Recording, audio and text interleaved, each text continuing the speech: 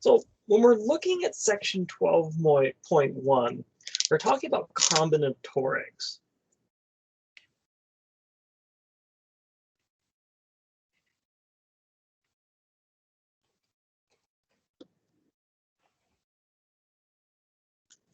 And when you're talking about combinatorics, what you're talking about is the studying of counting outcomes from tasks.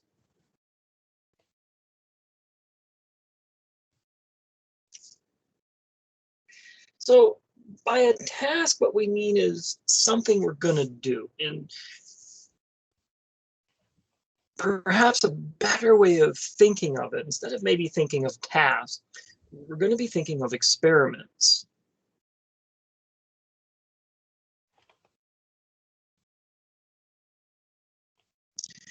And what experiments are? They're an activity or a task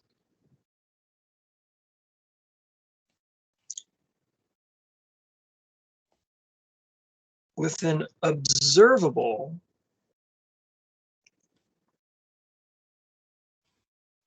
outcome.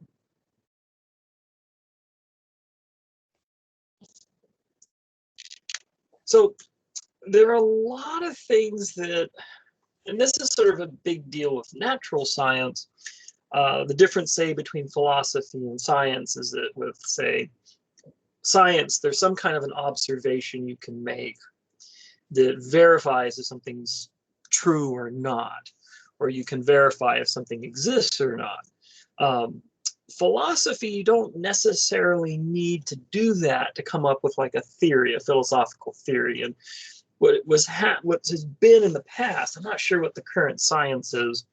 Have you ever heard of string theory? String theory is it was a postulation of how you could explain the emergence of subatomic particles, and there was hope that it would unify two great theories in physics, general relativity and quantum mechanics. And one of the weak points in string theory, at least according to some, was that you were dealing with objects, hypothesized objects that were so small they were possibly beyond human measurement. So it was argued that maybe string theory could be considered more of a philosophy than a science, because there's no way of actually testing if it's true. Now that doesn't mean string theory was false, there's no way you could verify it. So experiments, we're going to be working with things where we have visible outcomes. So we can see what's happened, and we can usually going to involve some kind of counting. Now, a sample space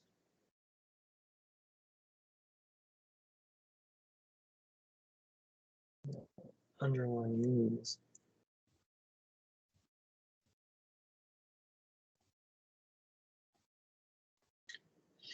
This is the set of all possible outcomes.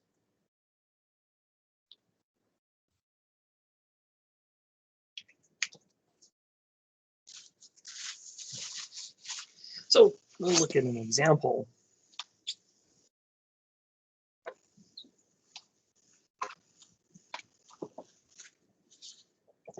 So, for example, let's say you're going to flip a coin.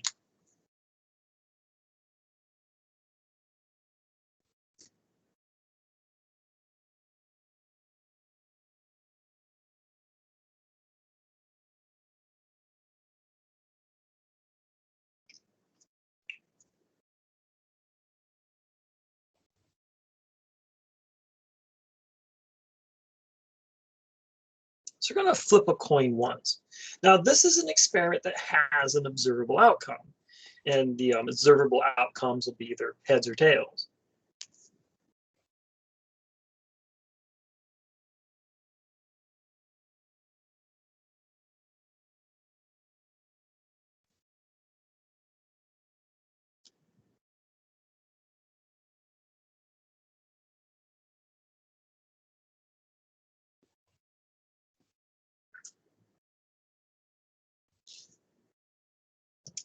So in this case, the sample space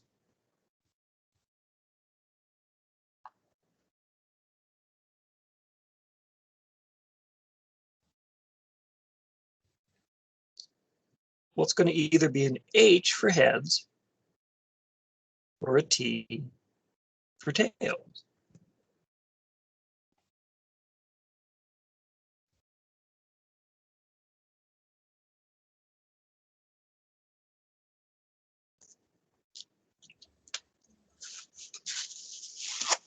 So when you flip the coin once, those are the only two possible outcomes you could get. Now, it doesn't tell us which one we're going to get. It just sort of gives us the possible options. Now, let's take a look at a different experiment. And in this case, we're going to flip a coin. Well, let's flip 2 coins.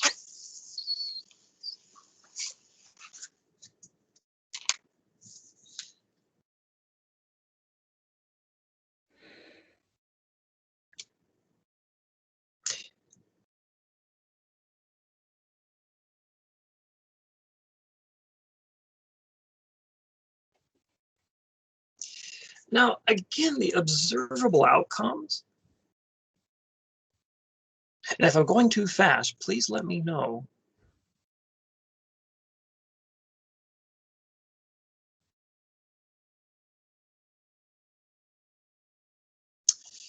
Well, again, we're going to be looking for heads or tails.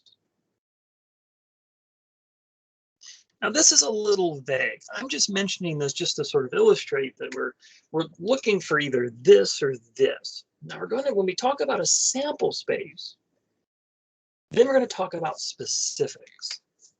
So our sample space, what are specifically these outcomes?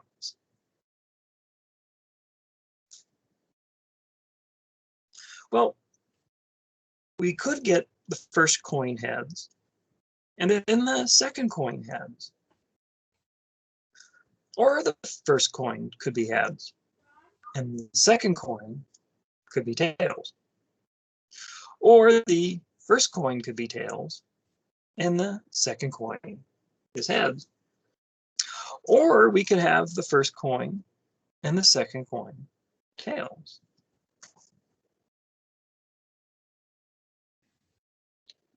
So these are all the possible outcomes we could get by flipping 2 coins, each coin once.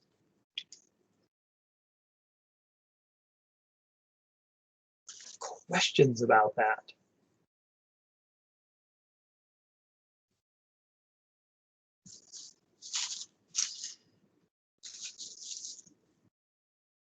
All right. Now, we're not necessarily interested, when we do an experiment, we're not always interested in all possible outcomes. We're usually looking for one particular outcome or a handful of particular outcomes. So let's see. What we do is we call this, let me think of an example of something like that.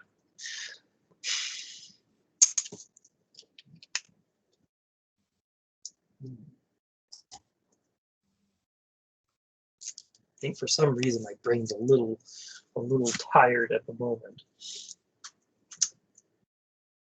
Well, for example, let's say you're playing cards. Let's say you're playing poker, and you need a card that's a jack. For some reason, you need a jack. So there's 4 jacks in the deck. So any one of those 4 jacks, jack of clubs, jack of hearts, jack of spades, jack of diamonds, any of those would work.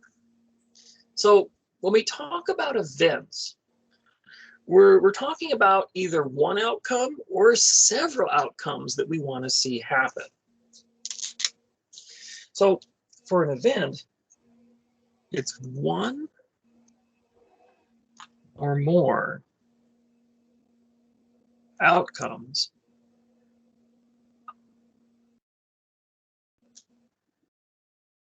of an experiment.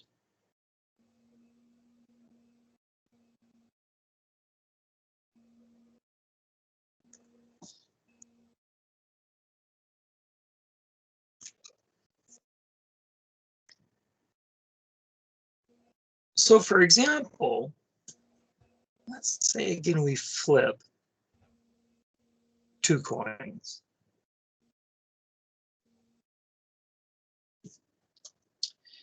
So we know our sample space.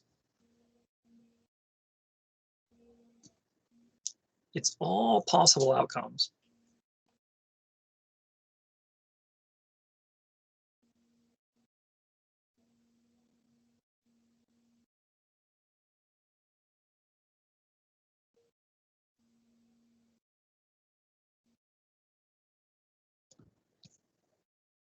Now we're going to talk about an event. And there's many different kinds of events. So the event first coin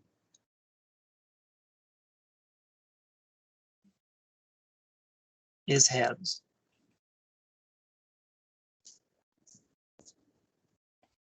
So if we look at that event, we have this, and we have this. So that would be the event that the first coin is heads.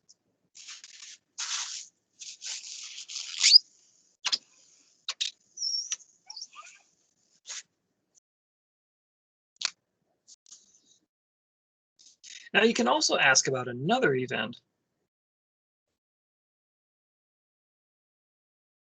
Both coins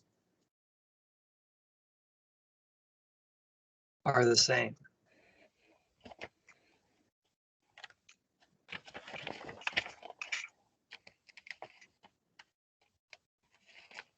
So in this case, you have heads, tails.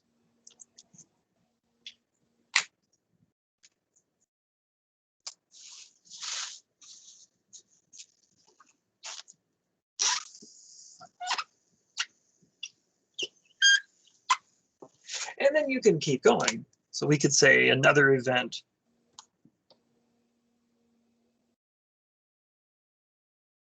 no heads. There's only one event that does that, and that's the tails. And then you could do this event. At least one tails.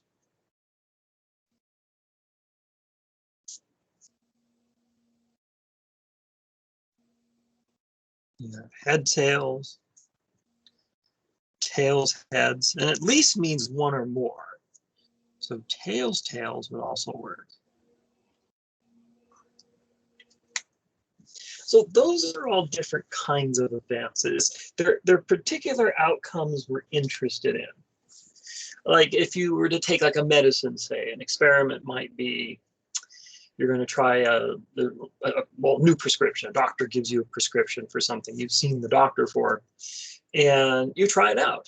And it's sort of like flipping a coin. You'll have one outcome where things get better, or you get an outcome where nothing changes. I guess there's a third outcome. Things could get worse, which we definitely hope that doesn't happen. And so you're going to look at these different possible outcomes, and you're hoping for one kind of event and trying to avoid the other kinds of events if you can help it.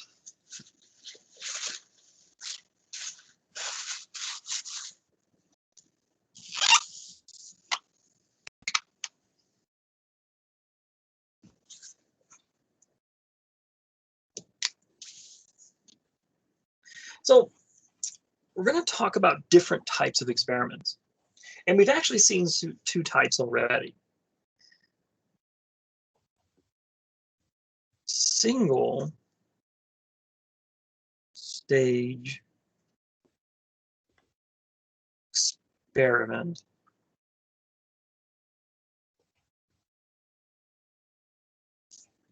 And in this case, there's only a single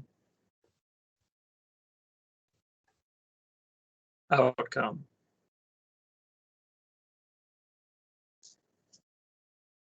So in this case, for example, if you have say, flip a coin once.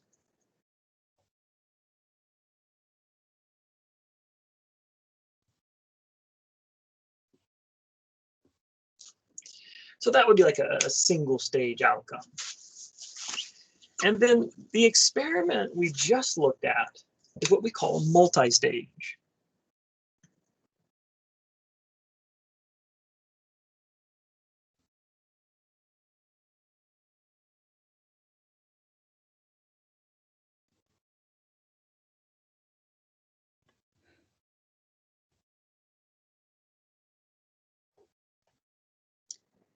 And in this case, there's 2 or more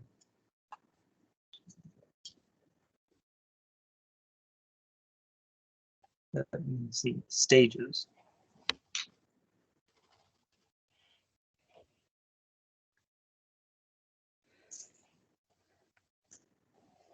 So in this case, you would flip a coin,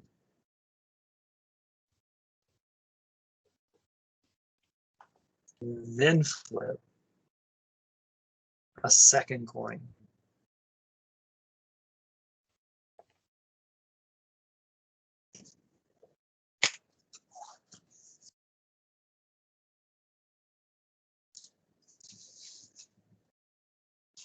So any questions about that?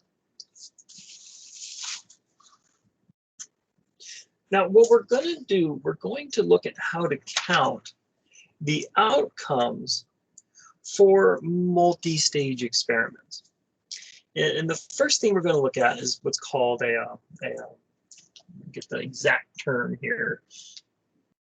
They're just calling it a table. I'm going to call it an outcomes table.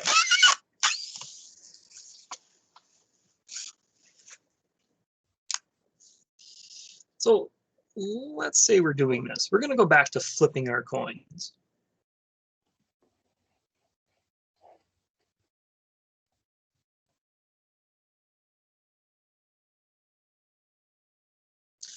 So one thing we can do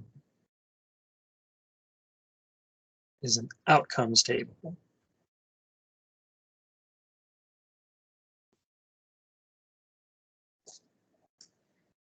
And so what we can do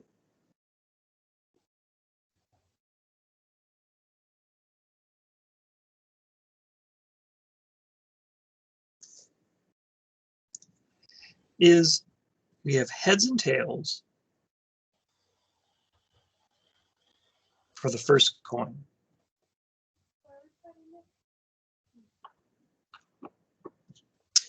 And then we have heads and tails for the second coin.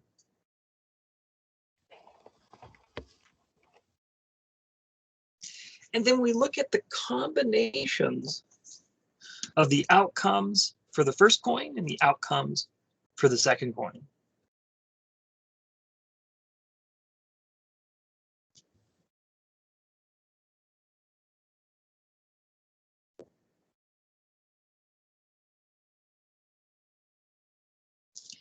And so then we just count those outcomes.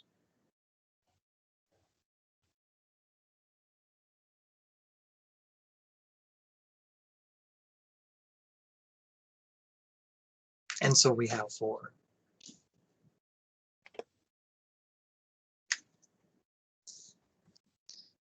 So that's one way of doing it.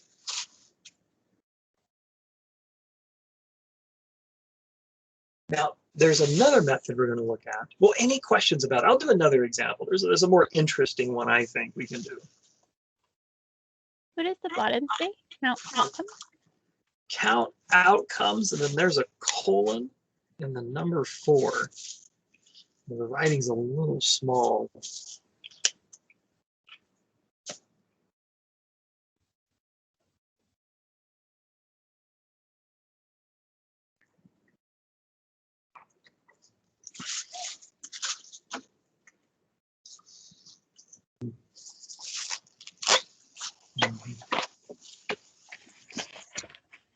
So let's try this.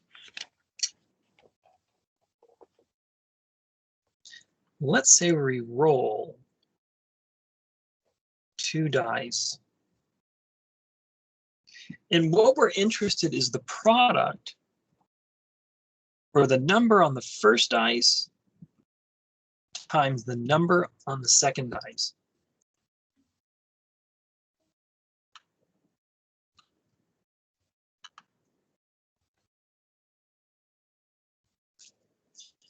Now, I mean, this could get a little overwieldy, I'll admit.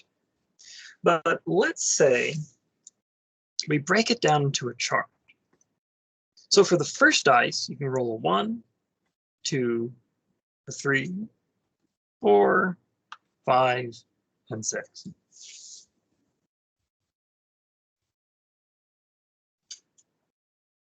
For the second dice, you can go 1, 2, 3, 4, 5, 6.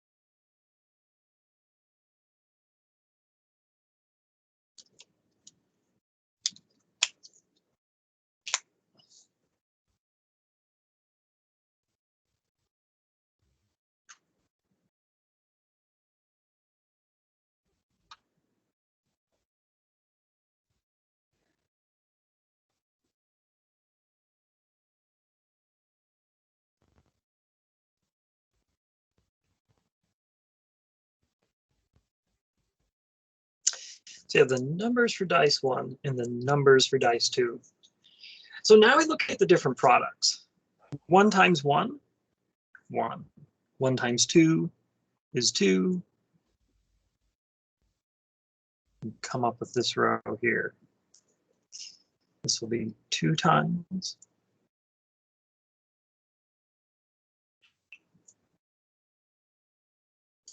This is 3 times. Now to actually count the number of outcomes, you can figure that out right now, actually, because without even needing the numbers on the inside, you can see this is a grid of 6 by 6, and that's going to give you 36. So I'm just going to go through, we'll just look at all the elements. And this will come up later. Why is it good to see the elements sometimes? Well, when you start talking about probabilities, or events, for that matter, events as well, this becomes something that you might be interested in. For example, the event of numbers that end in 2. How many of these end in 2? You might be interested for some game that you're trying to make. And this comes up in a study of probability.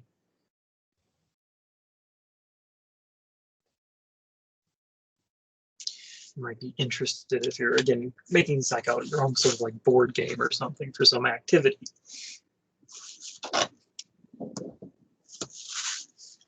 But again, we could count these fairly easy. We don't actually have to count them one by one. If we just use the fact this is 6 by 6,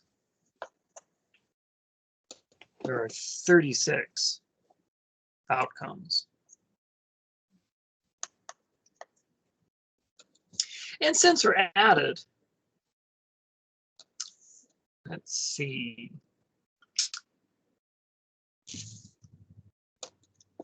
What's the event? A product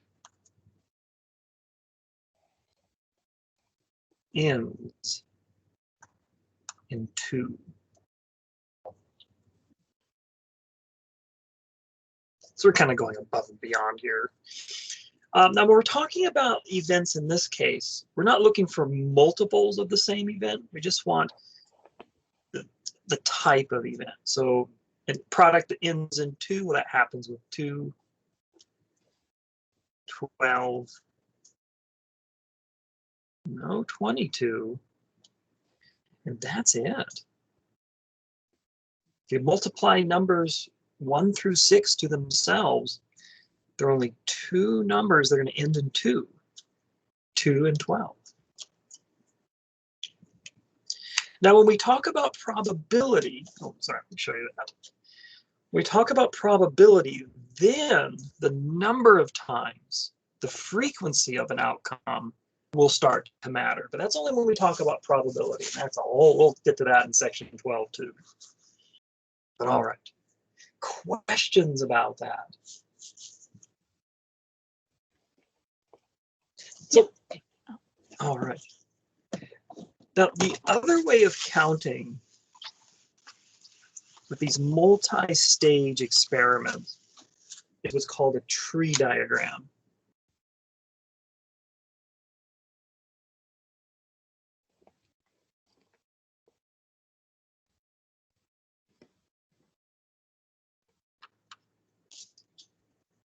So again, let's use those coins.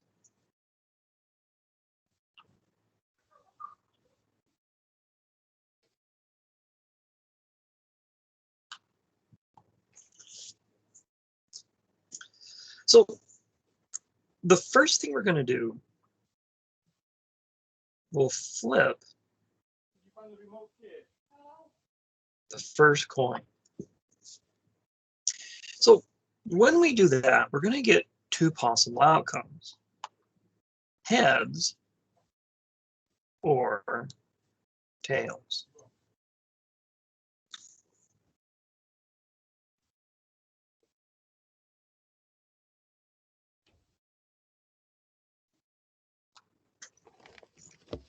Then what we're going to do, we're going to flip the second coin. And by then what we'll have is either heads or tails. And again, if we got tails with the first coin, we could get heads or tails. So the way we come up with the outcomes is we follow along the branches of the tree. So along this branch, we get a head and a head. So that's heads, heads. Or we can take this branch and then this branch, get heads, tails. Or this branch and this branch, tails, heads. Or this branch and this branch, tails, tails.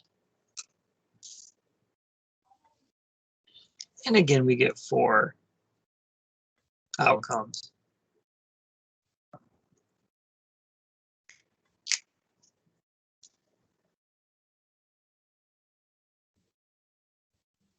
So questions about that? Now, tree diagrams can actually get, they can get kind of complicated. So let's say we take a look at something else. Now for dice, I don't think I'm going to have room to do that. And that one gets pretty messy. Let's say we have this. 3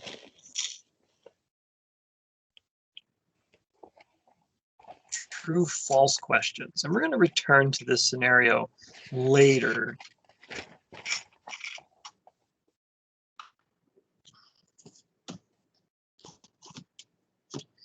So 3 true false questions. So for the first, okay. I'll be right back, okay? Oh, no problem, no problem. I can hold off.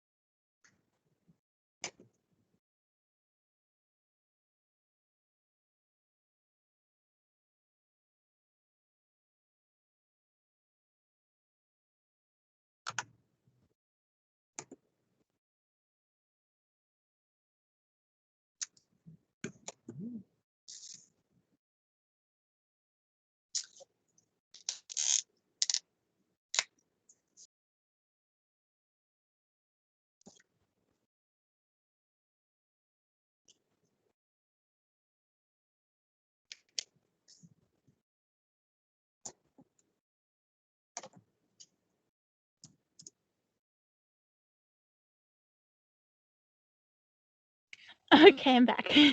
No problem.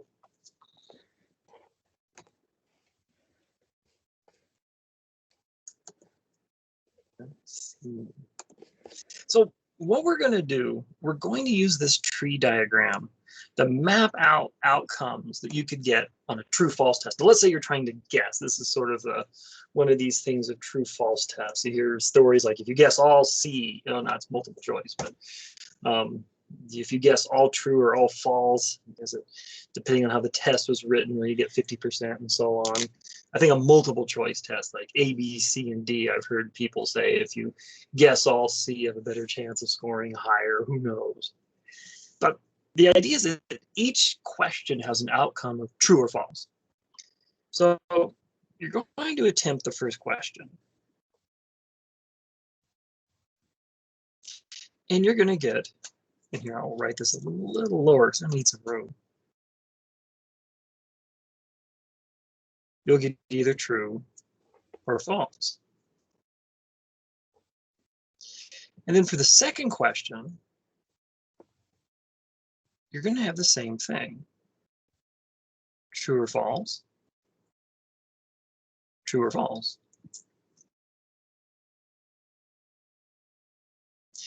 And then for the third question,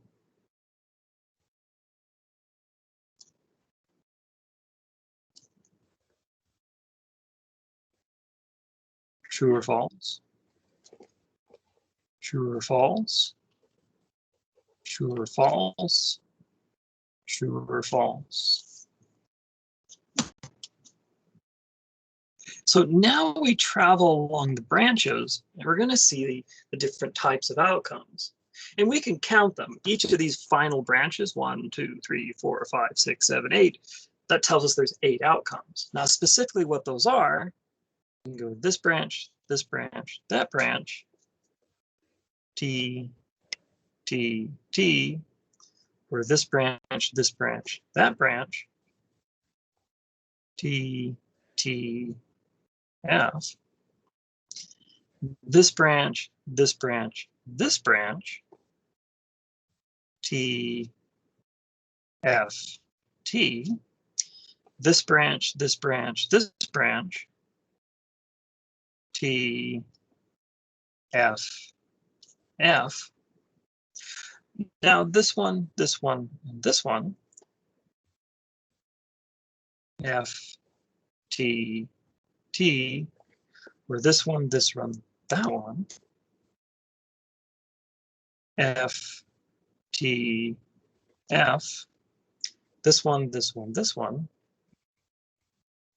F, F, T, and then this one, F, F, F. And so this is a 3-stage experiment. So questions about that.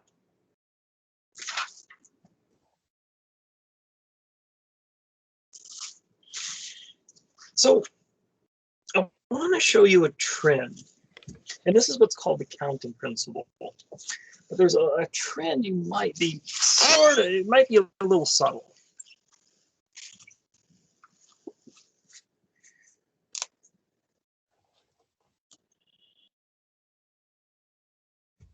But note, let's say we flip the 2 coins.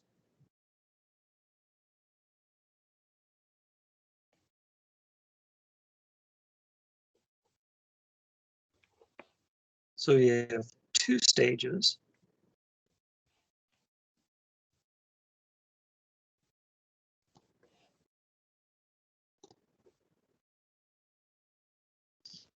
Now, stage 1, there's 2 outcomes.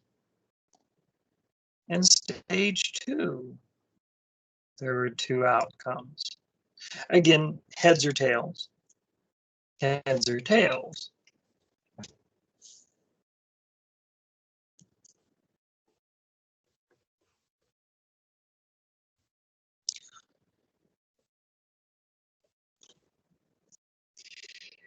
And notice that if we multiply the number of outcomes in each stage, we get 4. I better just identify that that's outcomes.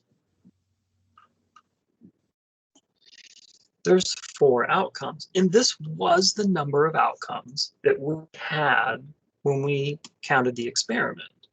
The outcomes in the experiment for after we've gone through both stages. Heads, heads, heads, tails, tails, heads, and tails, tails.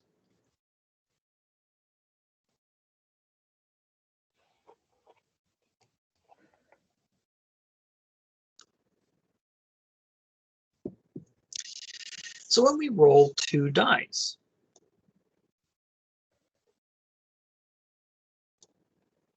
again, there were 2 stages.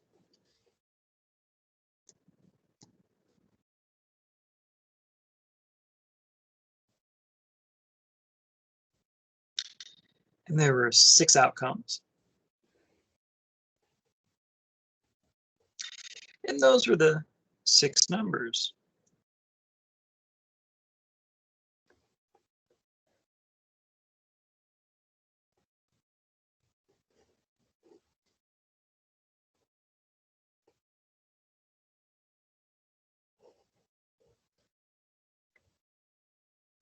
Now we had 36 outcomes total. And so again, if we multiply the number of outcomes in each stage, once again, we get that same number for the number of outcomes after we've gone through all the stages.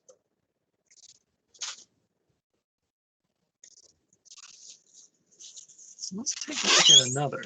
The last one that we did was true, false.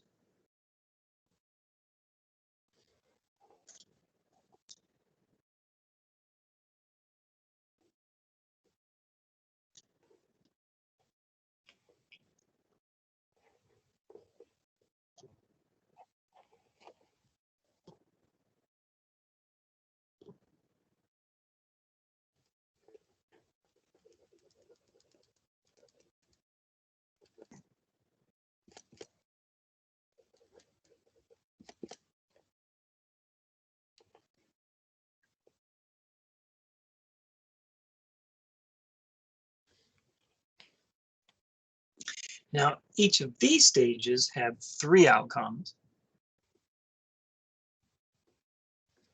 true or false,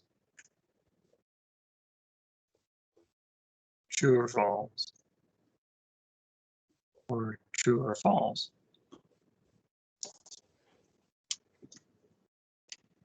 Now, when we did this experiment, we had 8 outcomes total when we went through all the stages, all the branches in that tree. And if we multiply the number of outcomes in each stage, again, we're going to get 8 outcomes, the number of outcomes total after going through all the stages.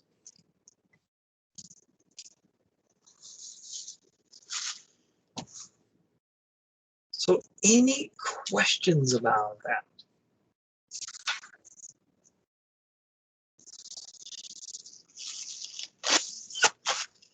So this brings us, and what we're seeing, we're going to summarize this. It's called the counting principle.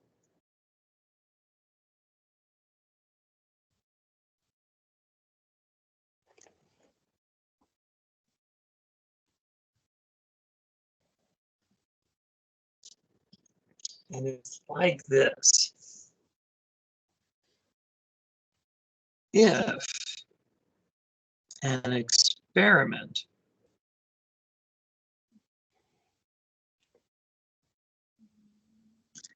has k stages,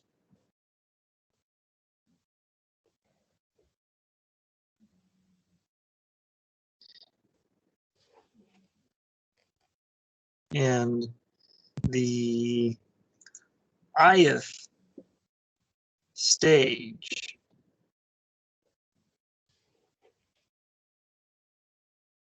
has n sub I outcomes,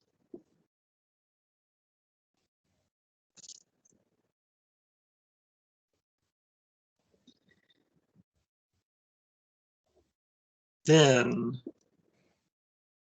there are, so this would be the first stage, number of outcomes in the first stage, number of outcomes in the second stage, and we just keep multiplying these together. So we multiply by the number of outcomes in the kth stage. So it'll be the total number of outcomes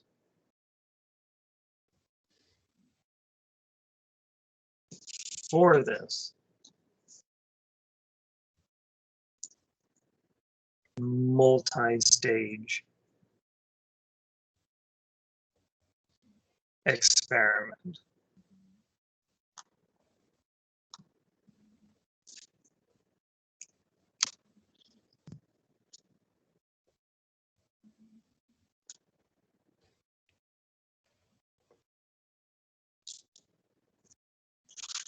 Questions about that?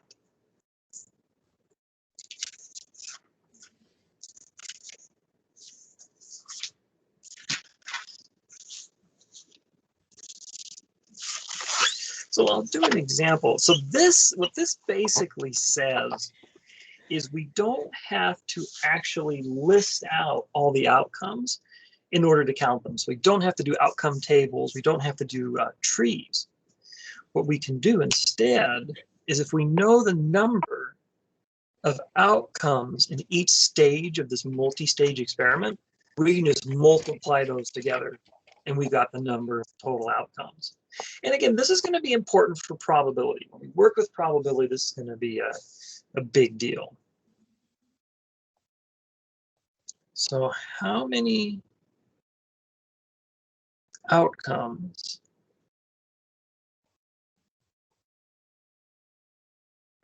are in the multi-stage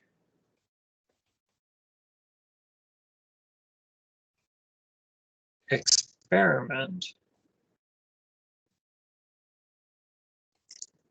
of flipping a coin,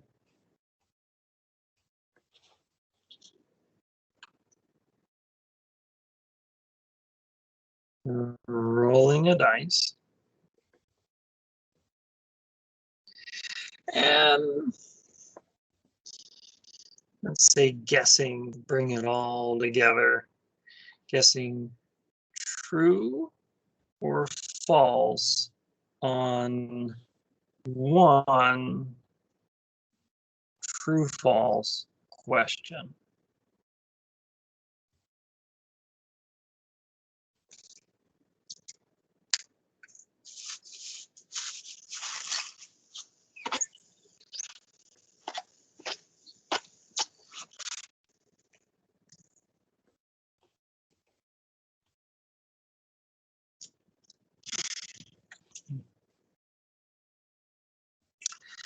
So we've got 3 stages. So stage 1, we're flipping a coin. So there's 2 outcomes.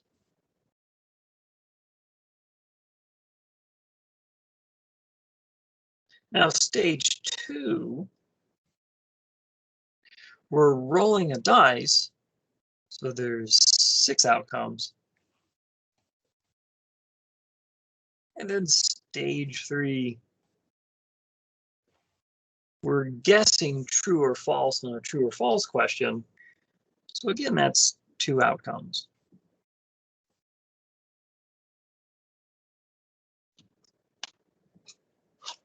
So the number of outcomes for stage 1 times the number of outcomes for stage 2 times the number of outcomes for stage 3. That's what we want. For 2 times 6 times 2, or 24.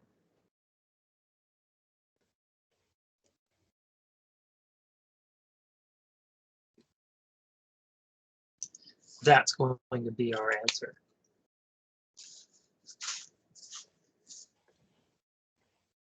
questions about that?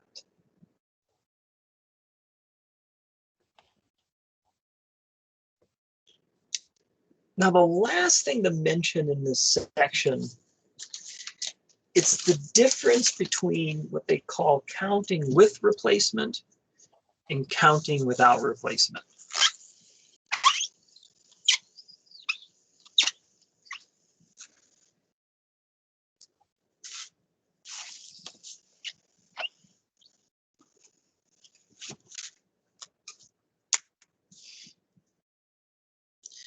So counting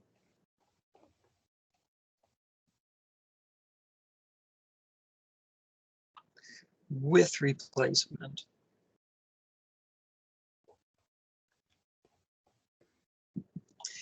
and it's a little bit, I want to be careful how I say this,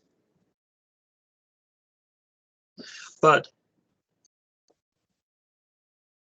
an outcome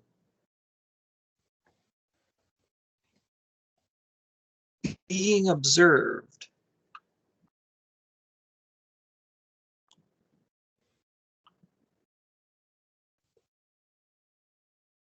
does not affect the same outcome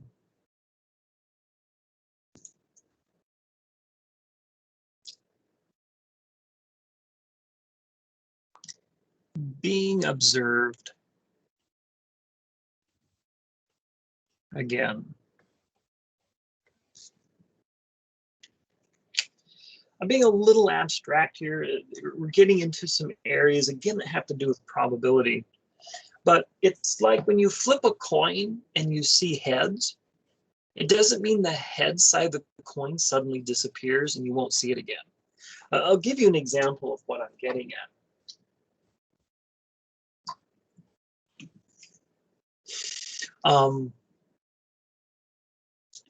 So for example, when you roll a die,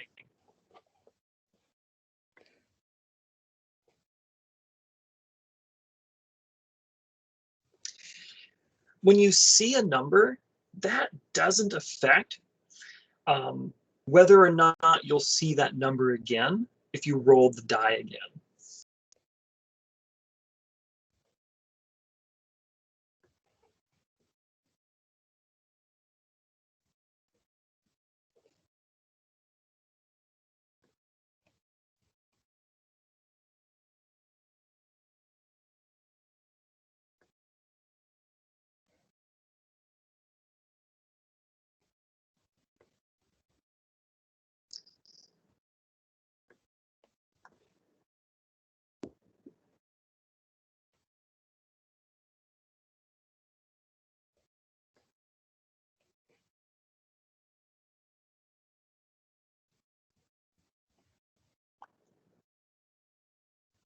Now, it might be kind of strange to call this replacement.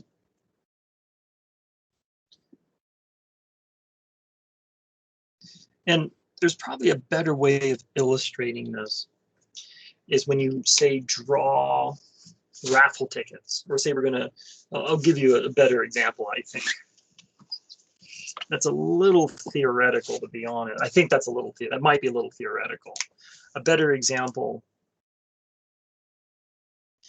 is you draw a ticket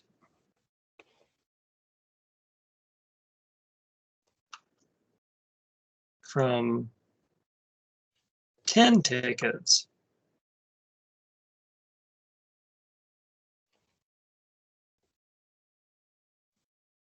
Each labeled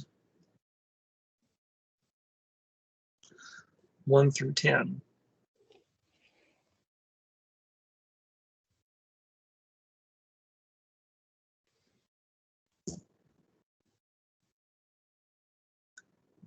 Out of a hat.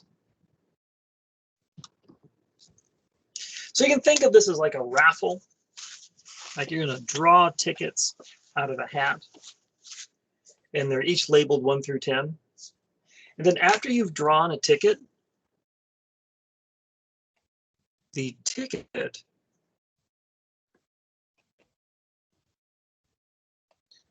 you draw is replaced, or in other words, put back into the hat.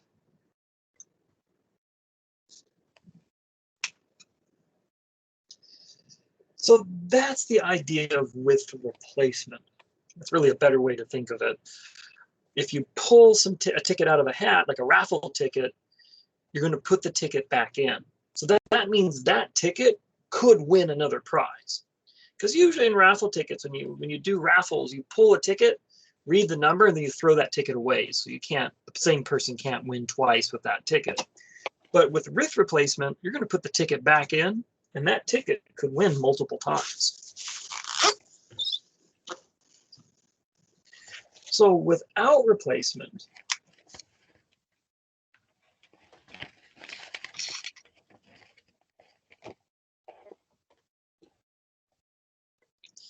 I'm really going to define it. I'm just going to continue on with the example. I think that's a better way to go. In this case, the ticket is not returned.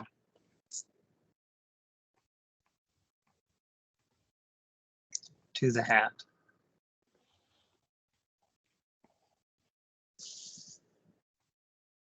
So abstractly, I guess I'll give you what I think. Wait.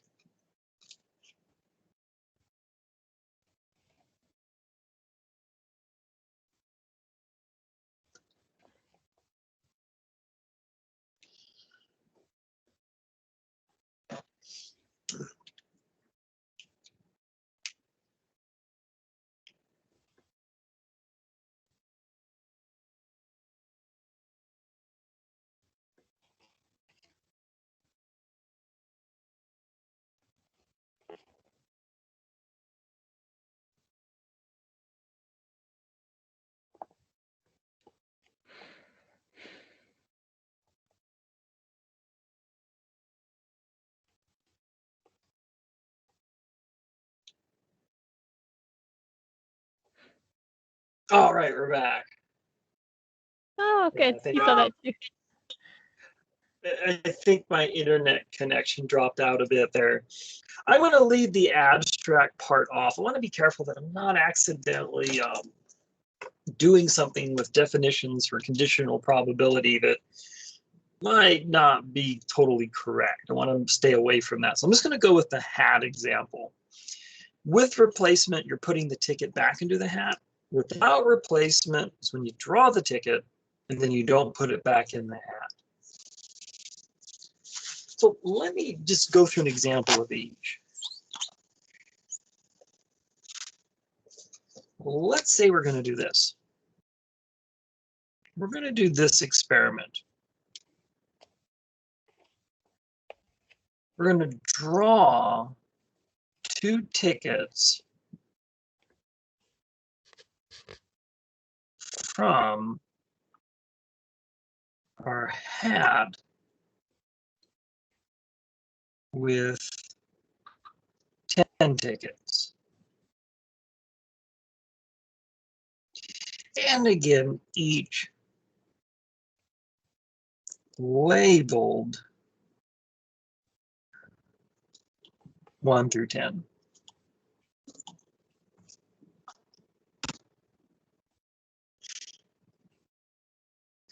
So first off, we're going to do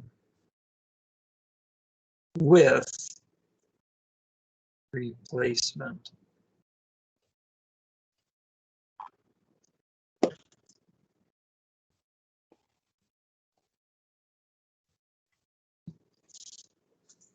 So what's going to happen here? We're going to count the outcomes.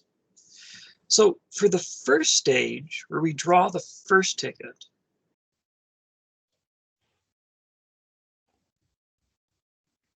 there are 10 outcomes. And it's tickets 1 through 10. Now, because this is with replacement, the ticket we draw, we're going to replace it. We're going to put it back. So stage 2, it'll still have those same 10 tickets. So again, somebody could win twice. We have tickets 1 through 10. So if we use our counting principle, we'll have 100 outcomes.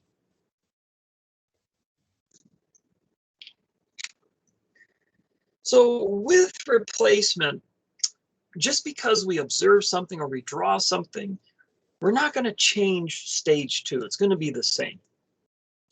So we end up doing the same experiment or same stage again. So we have 10 outcomes. We have the 10 same outcomes.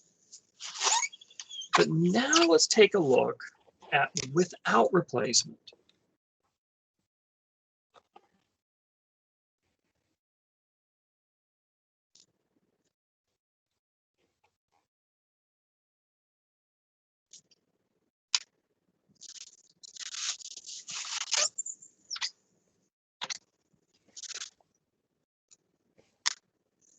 So for the first stage,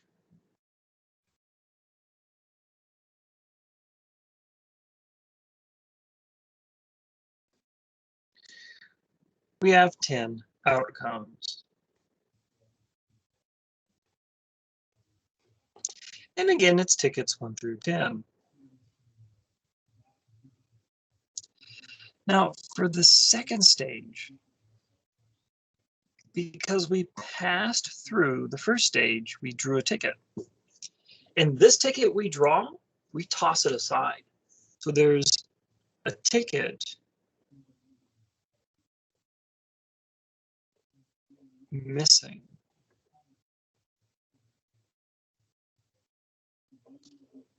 So that means there's only 9 outcomes.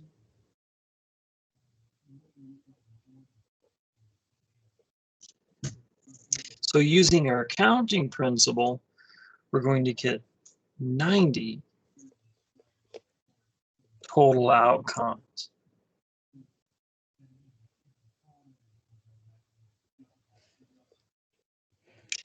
So that's the difference between with replacement and without. When we have without replacement, each stage of the experiment, we're removing an outcome from the experiment as we go.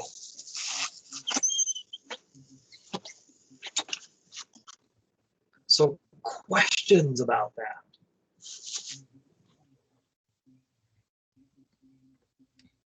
All right. So that's going to be it for today. It's a little short today. It's kind of a short section.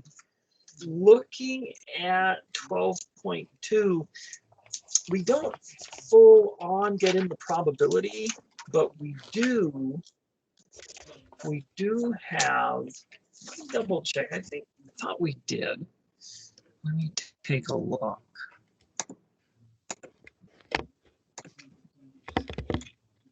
What was it?